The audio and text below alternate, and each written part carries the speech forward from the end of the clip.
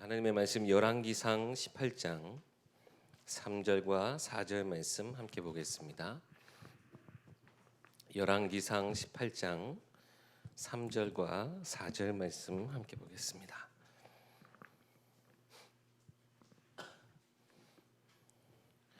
제가 봉독하여 읽겠습니다. 아합이 왕궁 맡은 자 오바댜를 불렀으니 이 오바댜는 여호와를 지극히 경외하는 자라. 이세벨이 여호와의 선지자들을 멸할 때에 오바댜가 선지자 100명을 가지고 50명씩 굴에 숨기고 떡과 물을 먹였더라. 아멘. 우리 먼저 이번 주 주일날 주셨던 말씀을 기억하시고요.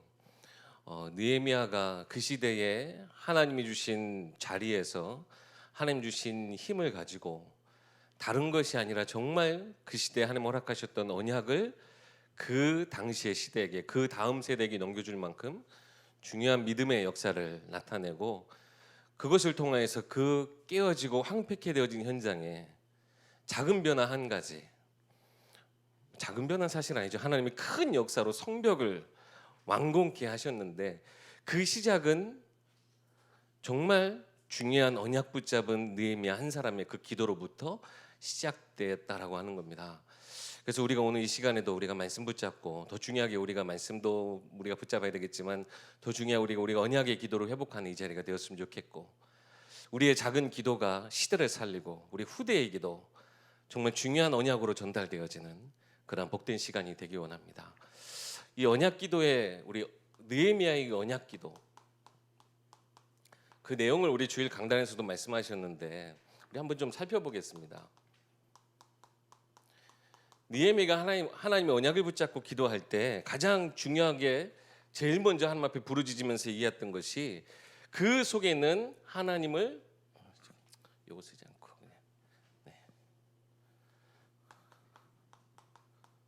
하나님을 향한 경외함이 그 속에 있었어요.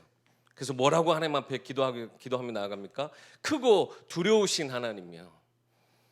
하나님을 경외한다라는 것은요, 하나님이 두려운 대상 혹은 공포의 대상으로 심판주로 계시기 때문에 우리가 하나님 앞에 벌벌벌 떨어야 되느냐? 물론 우리가 하나님 앞에 우리가 완전히 모든 것을 내려놓고 무릎 꿇어야 되겠지만, 내 모든 것을 주관하시고 세상 모든 만물을 주관하신 그 크시고 놀라우신 하나님 앞에, 나의 모든 것을 다 하시는 그 하나님 앞에 우리가 온전히 서는 것, 그 하나님을 경외함을 먼저 나타내요. 크고 두려우신 그 하나님 앞에 내가 지금 기도하며 나아가는 것. 그리고 뭐라고 얘기합니까? 하나님의 말씀을 사모하고 하나님을 사랑하고 그 말씀을 지켜 행하는 자들에게 약속을 이루시는 하나님이시여, 하나님의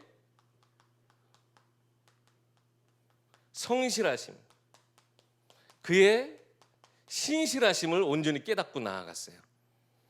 하나님은 나의 기도에 반드시 응답하시는 하나님이시구나. 그리고 그를 사랑하는 자에게 하나님은 사랑을 베푸시고 하나님의 모든 능력을 베푸시는 하나님이신 것을 알고 기도하며 나아갔어요. 그리고 뭐라고 얘기합니까? 그 하나님은 긍휼의 하나님이라. 이 하나님의 긍휼로 인해서 우리가 용서함을 받고 용납되어지는 우리가 상태라고 하는 거. 이게 참 중요한 게요, 저희 아이들도 이제 저한테 많이 혼나요. 많이 혼나고 많이 또 가르침도 받고 막 이렇게 말 그대로 질책을 당하죠. 그럼에도 불구하고 제 눈치는 보지만 저에게 다가오는 것을, 저한테 뭔가 요구하는 것을 서슴없이 해요. 만약에 한 가지 어떤 부분에 있어서 책망을 받고 뭔가 죄를 범하였다는 그 마음가짐 하나가 끝까지 역사한다면, 아무리 부모라도요, 부모에게 나아갈 수가 없고 어색할 수밖에 없어요. 그런데 끝까지 부모이기 때문에 나를 용납하고 나를 용서하시겠구나라고 하는 그 믿음을 갖고 있으면요, 자기가 지금 방금 뭘 했는지도 몰라요. 근데 자기 필요한 걸 바로 얘기할 만큼, 사실 우리가 하나님 우리를 끝까지 용납해 주신다는 것이 우리에게 얼마나 큰 은혜지요. 우리는 매 순간순간 하나님 앞에 불신앙할 수밖에 없는 연약한 존재예요. 내 속에서 불의함이 자꾸 올라오는 오라 공고한 사람, 사망의 그 자리에 있는 우리인데 하나님이 끝까지 우리를 용납하여 주시면 우리는 담대히 그 은혜의 보좌 앞에 나아가잖아요. 우리가 하나님 앞에 기도할 수 있는 이유가 뭡니까? 우린 사실 하나님 앞에 기도할 수 있는 행실로는 자격이 없잖아요. 근데 우리가 기도할 수 있는 이유가 뭡니까? 하나님 우리 끝까지 용서해 주시고 용납하여 주시고 우리의 모든 것을 들을 준비가 되어 있으시기 때문에 응답하시길 원하시는 하나님 앞에 우리가 그래서 기도하는 거잖아요. 하나님의 그 긍휼하심이 우리 가운데 있음을 알고 느헤미야는요 이 모든 것을 알고 기도하며 나아가요. 그러면서 중요하게 그 시대 그 땅의 회복을 하나님 앞에 간구하는데 아주 중요하게는요 하나님과의 그 언약 백성으로서 관계 회복 그것을 목표하면서 기도하며 나아가는 거예요. 그러니까 뭘 하죠? 제일 먼저 우리가 지금 하나님 앞에 그 말씀을 놓치고 하나님 앞에 불순종하고 우리가 지금 이 노예된 것이 포로된 것이 하나님의 말씀을 떠나 있기 때문입니다 라고 하면서 정확히 우리의 영적 현주소를 깨닫고 하나님이 우리를 언약 가운데 품으셨을 때 오는 그 당연한 축복 그것을 위하여 하나님 앞에 지금 간구하는 거예요. 지금 우리가 하나님의 말씀을 떠났기 때문에 이러한 포로 상태 성벽이 무너지고 성문이 불타서 아무것도 못하고 있는 이 상태인데 하나님 우리가 하나님의 언약을 기억하면 하나님 앞에 자복하고 나오면 하나님 예전에 모세에게 말씀하셨던 그 모든 것 지키실 하나님이시지 않습니까? 하나님과의 이 언약 백성 이스라엘의 모든 관계가 회복되게 하사 하나님 그 언약 백성으로서의 축복을 누리게 해주시고 나는 하나님 그 일을 위해서 지금 나를 형통하게 하옵소서. 결국에는 그 땅이 치유되어지기 위해서 치유 하나님의 그 원래 자리로 돌아가는 게 치유잖아요. 원래 상태로 되돌려놓는 게 치유잖아요. 그 하나님의 언약 안에 우리 이스라엘 백성이 살아갈 수 있도록 하는 거. 느헤미야서를 쭉 읽어보셨는지 모르겠습니다. 느헤미야서 쭉 읽어보면 이제 8장 9장까지 넘어가면요 단순히 성벽 짓는 것에서 끝난 것이 아니라 그 자리에서 말씀이 회복되어지는 거예요. 저는 그 장면 읽을 때마다 막 이렇게 소름이 돋아요. 성경 말씀을 딱 폈을 때 온 이스라엘 백성들이 이제 성벽을 완성하고 그 성 안에서 함께 성경의 말씀을 딱 폈더니 온 백성이 그 성경을 폈을 때 일어나요. 그리고 그 말씀을 받을 때 그 말씀이 은혜가 되고 우리의 지금 이 모든 문제의 원인이 바로 저기에 있구나. 백성들이 그 말씀을 깨닫고 하나님 앞에 회개하기 시작하고 그 말씀 주신 하나님 앞에 찬양하기 시작하고 영광 돌리기 시작해요. 이것이 그 시대가 하나님 느헤미야를 통해서 허락하셨던 영적 회복의 역사예요. 우리 시대도 하나님 이런 영적 회복의 역사를 일으키실 줄 믿습니다. 가장 중요한 것은요 우리 이 언약 붙잡은 기도예요. 그리고 이 시대가 정말 하나님과의 관계가 회복되어지는 거예요. 참 교회가 자꾸 세상하고 단절되어지고 세상과 자꾸 따로 가는 게 너무나 저는 안타까워요. 세상에서 우리가 모델적인 응답 받아야 되는데 세상이 교회를 보면 답을 찾을 수 있고 소망을 물을 수 있을 만큼 사실 교회가 준비되어진 현장이 돼야 되는데 오히려 세상과 벽을 쌓고 있는 것 같고 자꾸 이제 그런 모습이 너무나 안타까워요.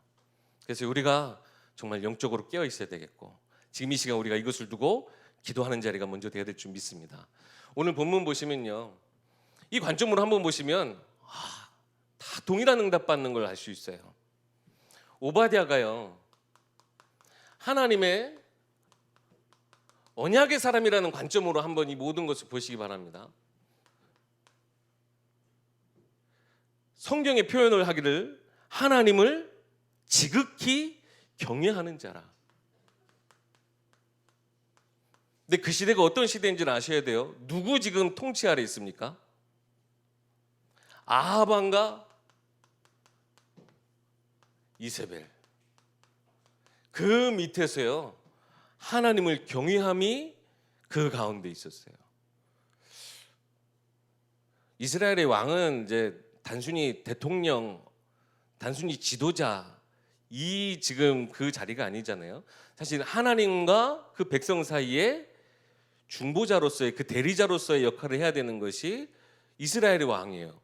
그 다윗이 그 역할을 가장 모델적으로 행했잖아요. 이스라엘 백성들을 영적으로 이끌어서 나라를 다스리는 것은 그 뒤에 하나님이 지혜 주시고 하나님 함께 하셔서 주시는 응답이고, 가장 중요한 것은 이 영적 백성 이스라엘을 지도하여 하나님 앞에 무릎 꿇게 하고 하나님 앞에 예배하는 것이 이스라엘 백성의 왕으로서의 사실 가장 중요한 사역인데, 지금요 아합과 이세벨을 보고 하나님을 경외할 수 있겠습니까? 여러분이 한번 생각해 보세요. 내가 이스라엘 백성으로서 지금 나의 지도자, 우리 지도자가 아합이고 이세벨이다. 그런데 그 시대에 하나님을 경외함이 그 속에 있었어요. 그 누구보다 저는 말씀을 사모하고 예배를 사모하는 자였을 거라고 저는 믿어요. 아니면 그런 행동이 안 나오거든요. 사마리아 여인이 예수님을 만났을 때도 그 교회에 대해서, 예배에 대해서 질문했던 것처럼 북이스라엘은 항상 예배함에 대해서, 성전에 대해서 궁금증을 가질 수밖에 없었어요. 아니, 이 이스라엘이 둘로 쪼개지면서요, 남쪽에는 유다에 예루살렘이 남아 있었는데 북이스라엘에는 이 성전이 없었어요. 그래서 여로보암이 대신 세우는 게 뭐냐면 단하고 베델에, 야 너희 예루살렘까지 내려갈 필요 없어, 여기서 예배하면 돼 하고 단하고 베델에 성전을 뒀단 말이에요. 근데 거기서 진짜 예배할 수 있게 한그는 것이 아니라 온통 우상단지를 다 갖다 놨어요. 그러한 환경 속에서도 불구하고 진짜 무슨 교회 같지도 않은 교회 세워놓고 예배하라 하는 거예요, 말 그대로. 근데 그 속에서, 그 우상이 가득한 그 현장 속에서 다른 것보다 정말 하나님을 향한 예배와 하나님 주신 말씀을 사모하는 그 마음이 그 속에 있었단 말이에요. 그러니까 하는 일이 뭡니까? 헌신을 해요. 주위에 다른 것이 아니라 선지자들, 말씀을 전할, 하나님과 이스라엘 백성 사이에서 말씀을 전할 이 선지자들을 100명이나 데려다가 자기 집에서 자기가 보호 아래서 100명이나 먹여 살려요. 단순히 지금 사람이 귀해서, 목회자가 중요해서 그게 아니잖아요. 뭘 봤기 때문에요? 말씀이 너무나 중요하고 그 언약의 흐름이 너무나 중요한 걸 알기 때문에 이 헌신을 하는데, 지금 이 때가 어느 때냐라는 거예요. 지금 그때가 어떤 때였을까요? 2절을 한번 보시면요, 가뭄이, 기근이 심하였어요. 왜? 하나님 비를 안 내리셨거든요. 비가 안 내리니까요, 가뭄이, 기근이 심해가지고. 그럼 어떤 현상이 일어날까요? 먹을 게 귀해지고 물이 굉장히 귀해지겠죠. 단순히 지금 떡과 물을 제공한 거 그냥 그 수준이 아니라 가뭄 때에, 가장 힘든 때에. 그리고 또 한 가지 더 있어요. 지금 오바댜가 누굽니까? 왕궁의 신하예요. 근데 그 여왕 이세벨이 하는 일에 대한 지금 반란이에요. 그죠? 지금 이세벨이 쫓고 있는 그 선지자들을 자기가 숨겨줘요. 자기 목숨을 걸고 핍박의 때에 이 헌신을 해요. 이 어느 때냐가 굉장히 사실 중요한 거예요. 보니까 정말 단순히 그냥 목회자를 도우는 수준이 아니라 자기 생, 자기 목숨, 자기 가족 모든 걸 다 걸고 이 헌신을 했어요. 언약 안에 있으니까요, 사실상 그냥 단순한 믿음에 그냥 그 당시에, 사실 저는 예전에 오바댜도 몰랐는데 이 목사님이 이 오바댜 얘기를 참 많이 해주셨어요. 그죠? 예전에 이제 저희 그 다른 교단에 이렇게 저도 신앙생활할 때 오바댜가 사실 누군지 몰랐어요. 그만큼 사실 중요한 일을 사실 보면 대단한 큰 일처럼 드러나질 않아요. 그런데 이 사역을 통해서 되어진 사역이 뭐냐? 결국엔요, 엘리야에게 하나님 약속하셨던 바알에게 무릎 꿇지 않은 7,000명의 제자, 갑자기 어느 순간 나오는 건 아니에요. 그 당시에 이 말씀이 끊어지지 않도록 귀한 헌신을 했던 이 오바댜의 작은 헌신입니까? 작진 않아요. 자기 목숨을 걸고 했던 이 헌신이, 사실은 늘 우리는 이 환경, 이걸 볼 수밖에 없는데 전혀 그거와 상관없이 하나님을 향한 경외함과 그 말씀을 사모하는 그 마음 하나로 이 귀한 헌신을 하게 되는데요, 이것이 결국 막 드러나고 이 사역을 통해서 뭐가 이렇게 되어졌다. 결과적으로 연결되어지는 건 없지만 우리가 분명히 성경의 흐름, 이 언약의 흐름 안에서 보는 것은요.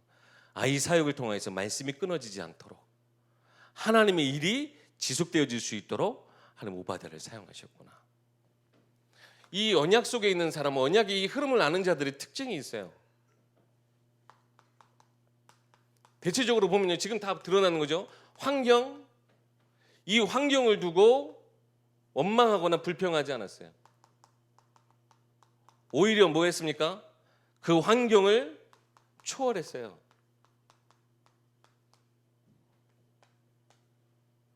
시대적인 여러 가지 어려움들이 있어요. 그냥 시대의 특징들이 있어요. 그 시대가 아합의 이세벨의 시대로 사실은 그냥 표현이 다 되는 시대예요. 근데 그 모든 시대에 대해서 그는 그냥 그 시기가 그에게는 핑계가 되지 않았어요. 오히려 그 시대를 관통하여 볼 수 있는, 그 시대에 가장 필요하고 가장 중요한 것, 하나님의 어느 시대나 변함없이 하나님이 유지하고 계시는 그 언약 안의 흐름, 이것을 제대로 볼 수 있었고 그 사역을 했어요. 하나님은 분명히 말씀이 끊어지지 않게 하신다 하셨잖아요. 모든 건 다 썩어지고 없어지고 변하여도 말씀은 영영의 서리를 하신 그 말씀이 결국엔요, 그 시대에도 이 시대는 사실상 조금은 그렇게 해야지 라고 했을 시기임에도 불구하고 그것이 그에게는 핑계가 되지 않았어요. 오히려 시대를 관통하고 하나님의 언약이 성취되어지는데, 그리고 실제적인 어려움, 현실, 그 모든 어려움 속에 그는 낙심하지 않았어요. 오히려 그것을 발판 삼았습니다. 가장 어려운 시기였기 때문에 오히려 가장 큰 응답의 주인공이 됐어요. 근데 이 특징은요, 지금 단순히 오바댜뿐만 아니라요, 시대마다 하나님이 그 시대를 위해서 사용하셨던 모든 사람들의 특징이에요. 그런데 사람의 특징이라기보다 어떻게 보면 더 중요한 것은 하나님이 특징이에요. 시대는 늘 시대마다 하나님의 언약은 변함없이, 하나님 언약이 이리 갔다 저리 갔다 하지 않아요. 항상 그 자리에 하나님은 변함없이 영원이라고 하는 그 하나님 나라의 속성을 가지시고 항상 변함없이 계셔요. 그런데요, 시대마다 그 하나님의 언약을 잃어버리고 하나님을 떠났을 때, 반복하여 떠날 때마다 하나님은 변함없이 시대를 관통하고 시대를 모든 것을 초월하고 오히려 어려움과 환난과 극심한 그 고통이 발판되게 하셔서 하나님께서 세우시는 그 자리에 하나님 응답으로 역사하신단 말이에요.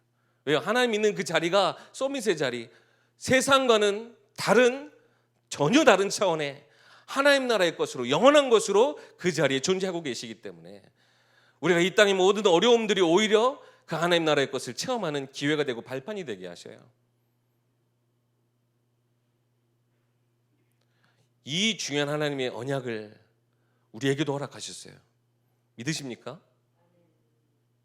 이 시대 하나님 우리에게 맡기신 분명한 사역들이 있어요. 그것은 이 시대라고 해서 특별한 것이 있는 것이 아니에요.